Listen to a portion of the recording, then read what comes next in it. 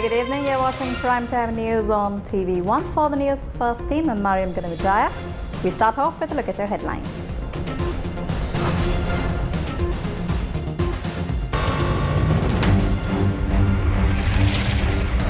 Sripada pilgrimage season begins. PUCSL opposes minister's proposal for another electricity tariff hike. Attempts afoot to sell off hydropower plants. Reservoirs at risk. Partly warns. 5.9 billion rupees squandered through the termination of the light rail transit project. Audit report reveals. Stern statement from chief incumbent of the Mihintala Rajamaha Viharaya to the political authority. SJB decides against nominating candidates to the Constitutional Council, alleging it is a nefarious scheme to postpone elections. The annual Sripada pilgrimage season commenced on Wednesday.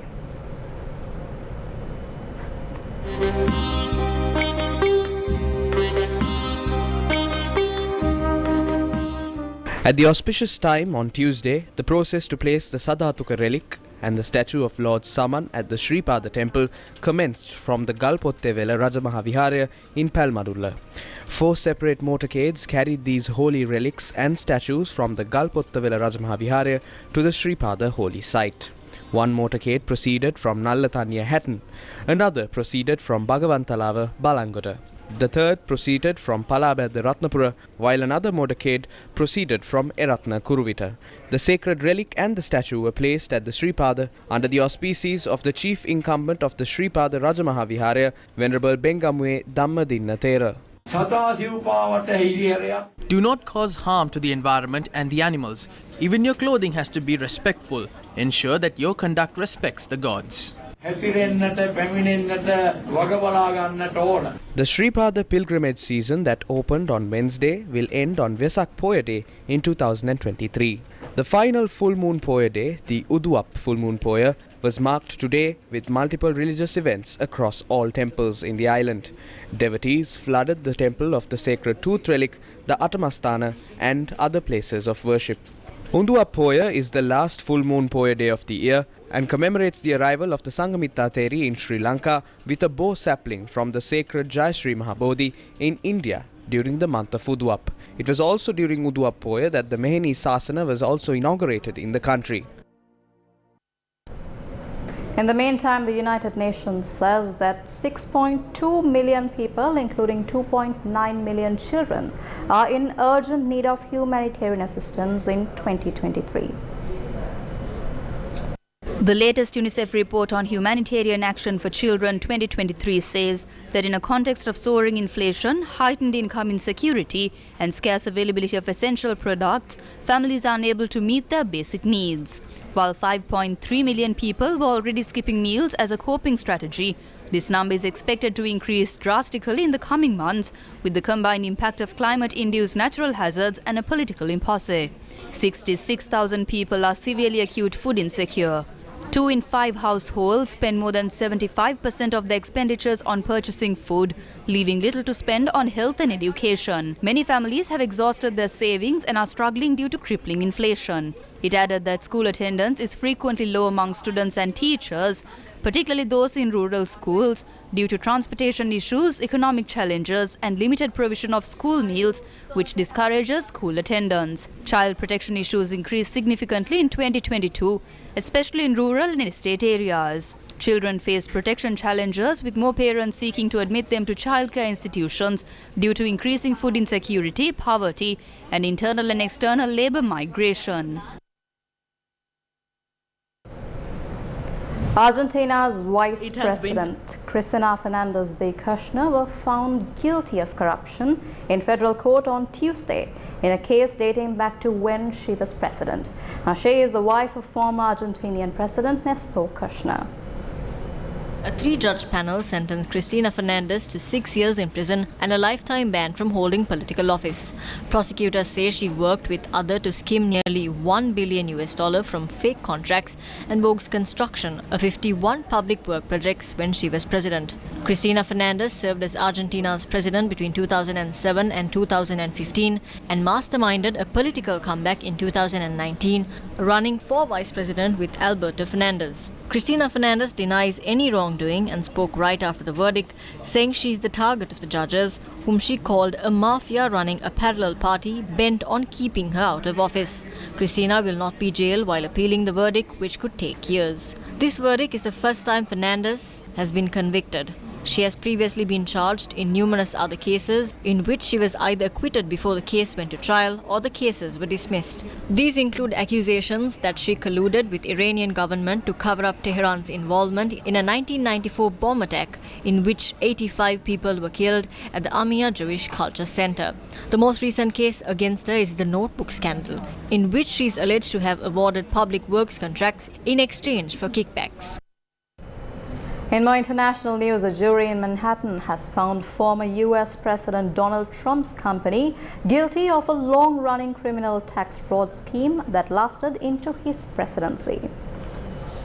Though Trump and his company have repeatedly faced criminal investigations, this case marks the first time his company has been charged, tried and convicted on criminal charges.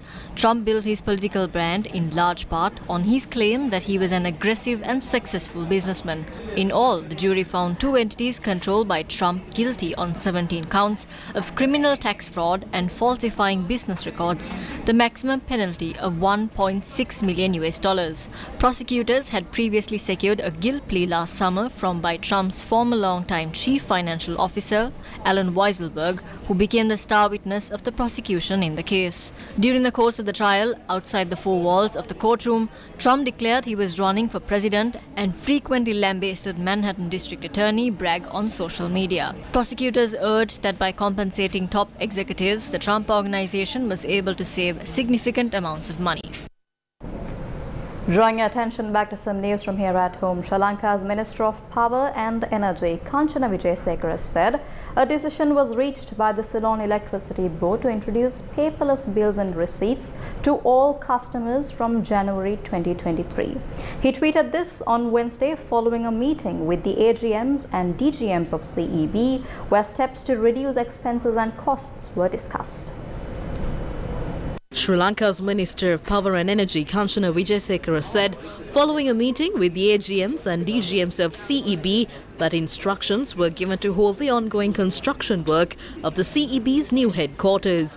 Kanchana Wijesekara further added that it was decided to regulate the fixing of street lamps and operating street lamps. Following the meeting with the minister, the chairman and general manager of the CEB elaborated on the need to increase the electricity tariff. We spend a lot to generate electricity. Sri Lanka doesn't have coal and doesn't have diesel to generate electricity as well. It is the same with crude and naphtha. This has been taking place for years while incurring losses. These are the consequences of selling a unit of electricity for a low price.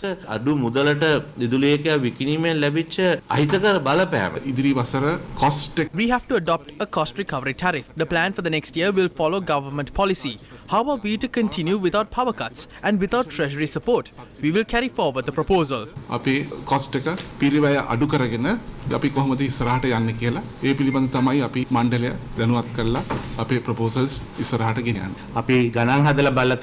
There will be a deficit of 150 billion rupees by the end of the year.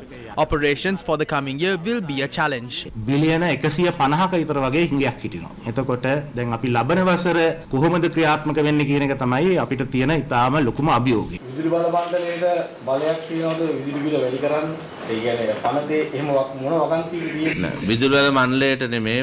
The Public Utilities Commission is vested with power. They approve of the tariff. We make the calculations and send it to them.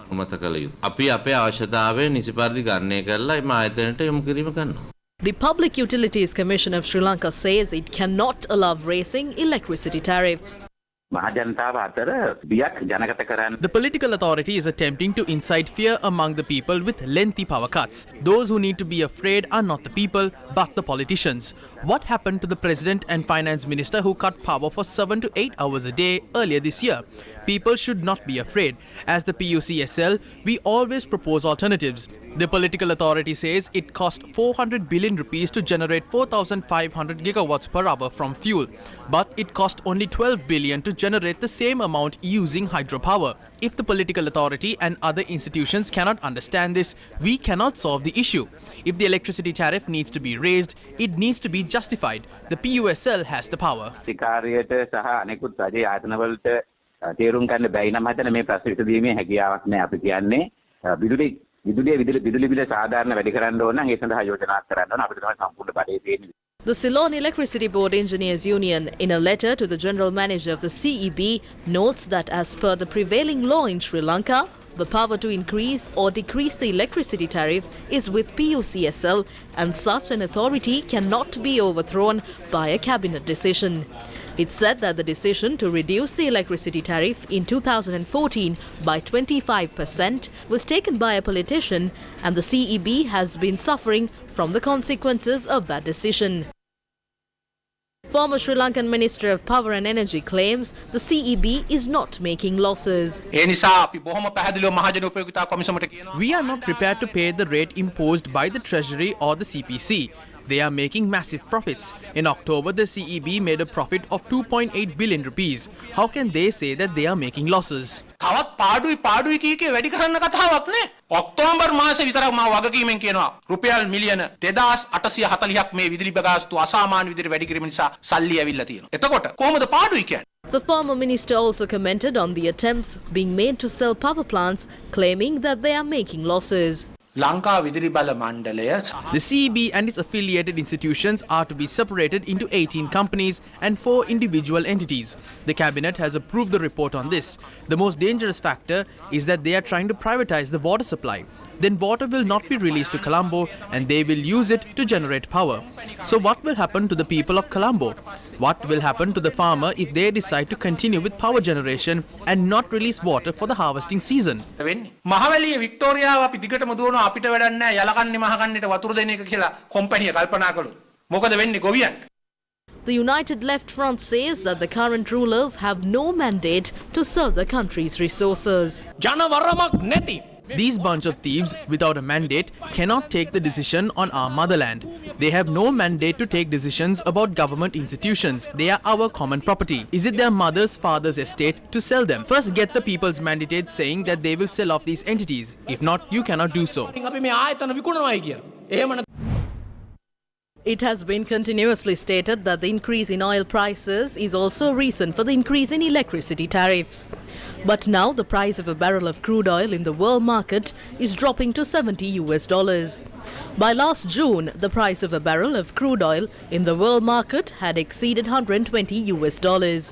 Thus, considering the last 6 months, it can be observed that the price of crude oil has decreased by 35 to 38%.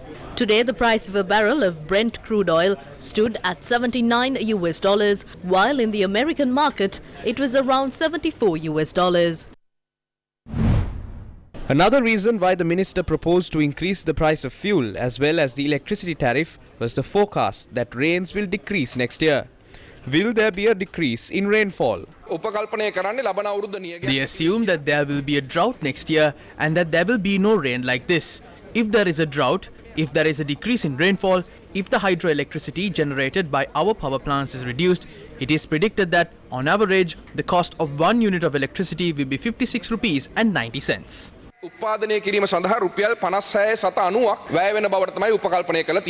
We inquired whether the agriculture industry is also preparing to face the situation similarly, as the Minister of Power is getting ready to face a drought. Agriculture Minister Mahinda Amaraweera said that taking into consideration the future situation, decisions will be made regarding the change of crops. The minister said that discussions on this matter are still underway. He stated that such a decision had taken place in Anuradhapura recently as well.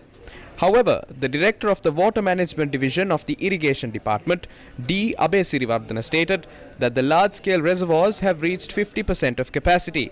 Meanwhile, the Department of Meteorology announced the seasonal rainfall forecast from December 2022 to February 2023 yesterday. It indicates that the northwestern and northwestern provinces and Trincomalee district may receive near-average rainfall during December. Possibilities of low atmospheric turbulence and cyclones were highlighted in the forecast. The Department of Meteorology expects that by January 2023, more than average rainfall may occur in many parts of the island. It also stated that the department does not have sufficient facts to present the forecast for February 2023. Energy Minister Kanchana Wijesekara has been calling for a tariff hike, citing that the Ceylon Electricity Board is operating at a deficit of 423.5 billion rupees. It is proposed that the people must carry the burden as well. However, we cannot forget the decision that led to the waste of millions in public funds. When Gotabaya Rajapaksa was elected to power, he ordered the immediate termination of the Japan-funded light rail transit project. A special audit report by the Attorney General of Sri Lanka revealed that this decision alone cost the country 5.978 billion rupees. The project was suspended following a letter issued by the then Secretary to the President on the 21st of September 2020, citing that the project was not the appropriate cost-effective transport solution. The Japan International Cooperation Agency had provided the facility of paying the said loan during a period of 40 years, including a grace period of 12 years, and the annual interest rate thereon was 0.1%. A special audit report by the Attorney General of Sri Lanka revealed that the decision to terminate the project without any proper study led to an uneconomic expenditure of 5.978 billion rupees that was already spent on the project. If Sri Lanka pays the additional 5.169 billion rupees sought by the project consultant, that loss too will fall on the people. Shouldn't measures be taken to explore the possibility of recovering these monies that were lost due to decisions made without proper consideration? The woes of those in the estate sector, a vital dollar-generating industry, continues to distress communities. Another burden faced by the masses in Sri Lanka is the acute shortage of kerosene oil, which worsened following the suspension of operations at the Sapukaskanda refinery. Although limited stocks of kerosene had been unloaded at filling stations, many people were made to stand in queues once more to purchase it.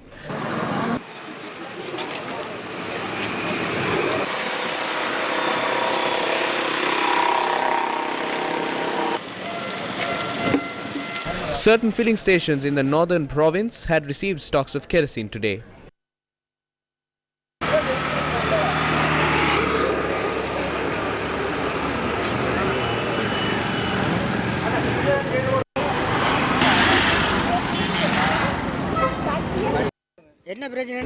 I have been here since 4.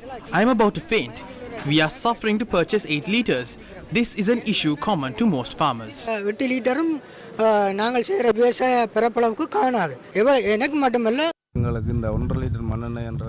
This is what we have to go through to buy 1.5 litres. They suspended electricity supply at 7. We have children who are studying. This is not enough for us. We need to walk 10 miles to get this. Give us at least 5 litres.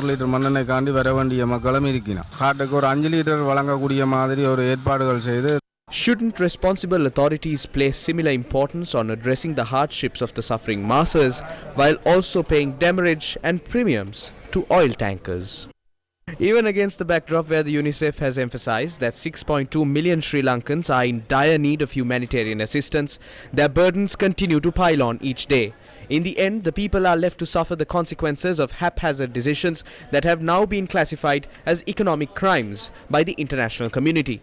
Tonight, we shed light on the lives of those in the Moraliyavatta village falling under the purview of the Ruwanwella Divisional Secretariat in the Kegol district. The lifeblood of most of the locals in this area is engaging in the rubber industry, which generates vital dollars to Sri Lanka. Although they contribute greatly to Sri Lanka's economy, their lives are spent without even the most basic facilities. Many homes toil hard to put a meal on the table. The homes of nearly 20 families are in a ruined state. The education of their children is also uncertain.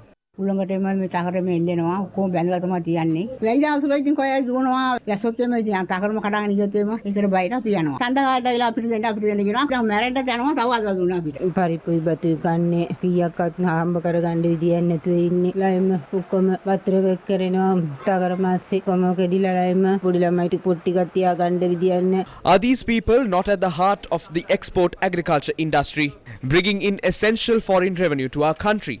If so, how wise is it to ignore their requirements and necessities? Their lives would not be so meager had they been in possession of the loads of public funds wasted by economic criminals. Shouldn't their hardships be addressed at least now. Winter season in Europe is the period when many tourists visit our island nation. Efforts are underway to revive the tourism industry, which suffered a setback in the past. But those involved in the industry say that they are facing severe challenges. The 2-hour and 20-minute power cuts are still in effect, and the tourists are in dire straits due to this. Against this backdrop, it has become a challenge to provide even the basic facilities to these tourists. This is the situation of the tourism industry in Unawatuna. If we take 2019, 2.3 million tourists visited our country in 2019, but only 600,000 tourist arrivals were reported this year. We are not divided into parties, but we have problems. The service we provided in 2019 cannot be provided now at this rate. We are facing a severe problem. Some of the items that were imported to Sri Lanka are no longer in our kitchens, and we cannot provide food and beverage services at the same standard as before. The chlorine bucket for the swimming pool, which was bought at 14,500 rupees, now costs 65,000 rupees. If we do not earn a good income, we cannot provide a quality service. Meanwhile, those engaged in the tourism industry are currently facing the problem of repaying loans. We obtained bank loans. It was taken with the aim of developing the tourist business. We are in trouble. Until now, no response was received from the government regarding these loans. Banks have caught us in a trap called moratoriums, and from there, we are severely inconvenienced. Shouldn't attention be paid to solving these problems in the tourism industry, which is on a path to recovery? We're crossing over to a short commercial break. Stay with News First. We will be right back. News First, main sponsor. 25% for 2 months, 25.5% for 4 months. Valuable FD. Ivan Satutin inne wiring karala. Wiring kirwe Eslon Polycon yodala. For your safety and the protection of the wires used in networking and AC wiring, Eslon Polycon cable trunking. Welcome back. You're watching Primetime News on News First. Moving on. Venerable Walava Hangunavave Dhammaratanathera, the chief incumbent of the Mihintale Raja Mahaviharya, emphasized that 1 month's time will be given to solve the people's problems. The program of mobilizing the people to free the country from the corrupt politicians commenced today at Mihintale. The program, initiated by the chief incumbent of the Mihintale Raja Mahaviharya, Venerable Dr. Walava Hangunavave Dhammaratanathera, was held with the participation of several religious leaders. ජනාධිපතිට අගමැතිට cabinet එකට කාලෙ දෙන්නේ මාසයයි. ඔබලට gazette ගහන්න පුළුවන් ඔවුන්ගේ හිතවතුන්ගේ දේවල්. The President, Prime Minister and the entire cabinet will only be given a month. You can gazette. For the purpose of your loved ones, you can just take 2 hours to issue a gazette to release the goods from customs. They can even cancel these gazettes. Think of the 22 million people. All these communities and all the religions are united here to tell you, you who run this country, provide relief to the people. Without doing so, if you wish to continue like this, we will have to chase you. A new year will come in January with the full moon Poya day. Give the rights for us to live by then and stop stealing. We are telling this to you nicely, but you never take it seriously. So all of us need to come together. By the end of January, the local council will be disbanded. Abolish the positions of governors. Chairmans have been appointed to departments and corporations for a salary of 3 million. These are the official thieves of the politicians. The children need stationery items and bags by January. Cut down on your expenses. Provide to the children. Give stationery for school children. These people should be chased away from this country. It costs 3,000 to 4,000 rupees to buy medicine for one person. There is no medicine even in the pharmacies. The minister in charge says there is medicine, but that is a lie. එහෙම බෙහෙත් ටිකක් ගන්න ෆාමසියවත් බෙහෙත් නෑ නේද? ඇමති ඒ බාරව ඉන්න ඇමති කියනවා බෙහෙත් තියෙනවා. පව් නෑ උගේ දිව කපන්න ඕනේ. මුන් කෙරලින්නේම කෙප්පනේ. In the meantime, opposition leader Sajid Premadasa says there is Samagi Jana in the country. Opposition leader Sajid Premadasa shared the Samagi Vanita Balamandal meeting for Daraniyagala on Tuesday.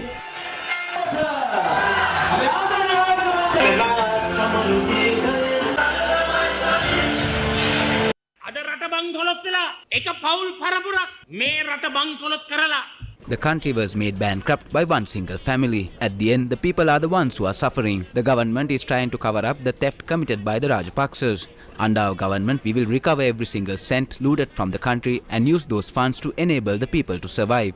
Here are the letters given to me seeking solutions. Why are these letters coming to the opposition leader? It is because there is no point in giving them to the President, the Prime Minister or any of the ministers. These are not mere letters. This is the people's confidence. The people have faith that their issues will be solved. මේක තමයි ජනතා විශ්වාසය. ජනතාවගේ විශ්වාසයක් තියෙනවා. තමන්ගේ දුක කියනකොට යම් විසඳුමක් ලැබෙයි කියලා. හොඳ විශ්වාසයක් ඇති කරගන්න නියත වශයෙන්ම. Under the Samagi Jana Balawege government, we will launch an era to drive development in the country. කරන දියුණු කරන සංවර්ධනය කරන යුගය අපි බිහි කරනවාමයි. SJB parliamentarian S.M. Marikar commented on the Constitutional Council at the Colombo West Balamandala meeting. The government is trying to come up with a constitutional council, and this is a trick to postpone elections. Therefore, we say we will not nominate anyone from the opposition to the constitutional council. We will do that after they call for an election. They do not respect human rights. Why is Hitler in a hurry to create a constitutional council? Why does he want to delay the elections? This is because Ranil Rajapaksa cannot find 8,000 candidates in haste. Therefore, we clearly state that we will only join the Constitutional Council after the election.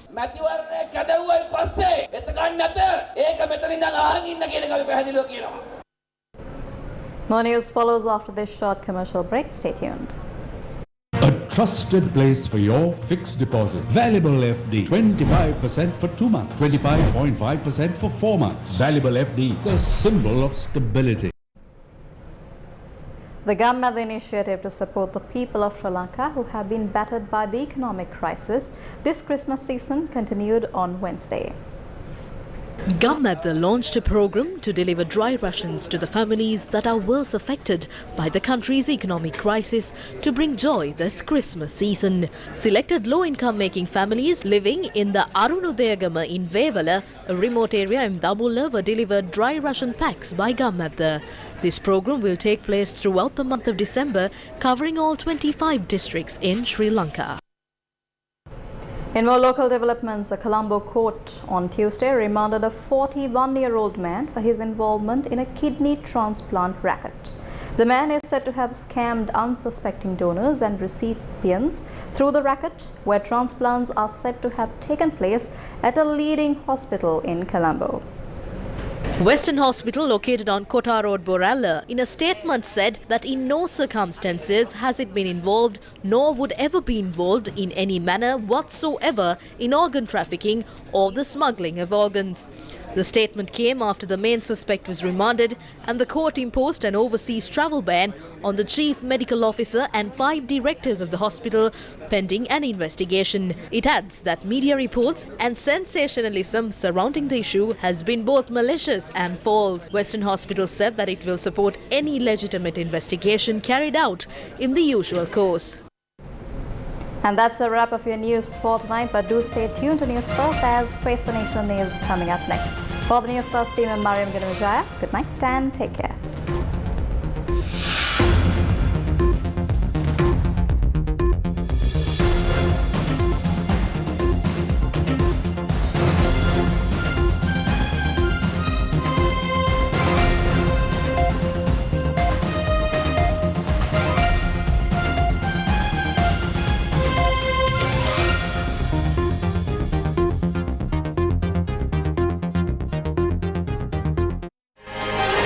News First.